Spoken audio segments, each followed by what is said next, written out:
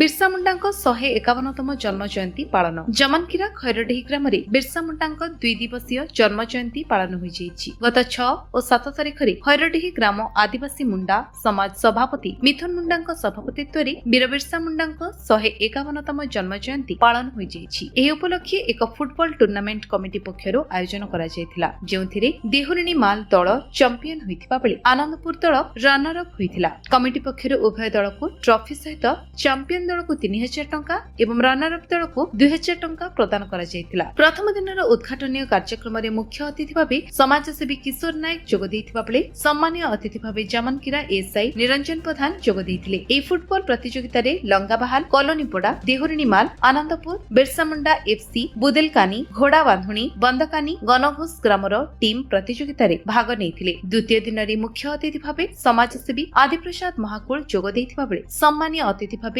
फासीमाल ग्राम पंचायत समिति सभ्य तथा सक्रिय कांग्रेस नेता केदार बरिहा अशोक दानी विशिष्ट व्यक्ति सुराजित नायक विशिष्ट व्यक्ति प्रताप कुमार नायक भुलेश्वर मुंडा संजय गुड़िया सहित विभिन्न गुड़ीर सभापति माने मंचासीन थिले। कमिटी पक्षर समस्त अतिथिवृंद को पुष्पगुच्छ उपढौकन दी सम्मानित करथिले। वीर बिरसा मुंडाଙ୍କ फोटो चित्र रे अतिथिगण पुष्प प्रदान करथिले। कमिटी पक्षर वीर बिरसा मुंडाଙ୍କୁ पूजार्चना करा जाय कार्यक्रम शुभारंभ करा जायतिला। विभिन्न आदिवासी समाज पक्षर पारंपरिक एवं सांस्कृतिक नृत्य परिवेषण करा जायतिला।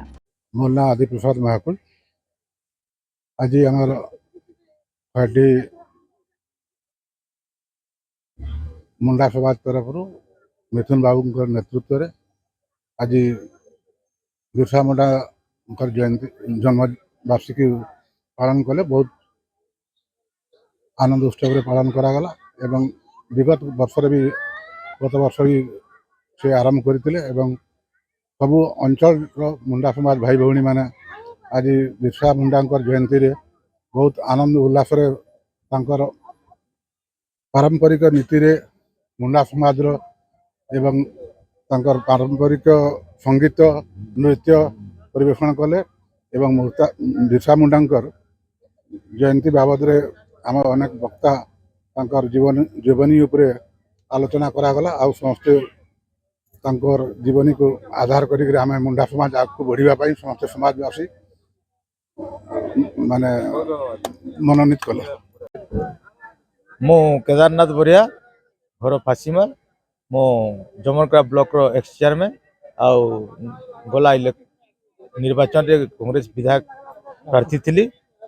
आउ आज आमर खैरडी ग्राम रे वीर बिरसा मुंडा जयंती पालन कले। आउ जेहेतु 15 तारिख तक नवेम्बर 15 तारिख तक जयंती होते भी आमर एटी विभिन्न गुड़ी गुड़ाक अच्छे आर गुड़ी गुड़ाक समन्वय रक्षा कर अलग अलग दिवस रे पालन करुचन। आठारे भी बहुत धूमधाम रे कले आठा आसिक आम विशेष खुशी।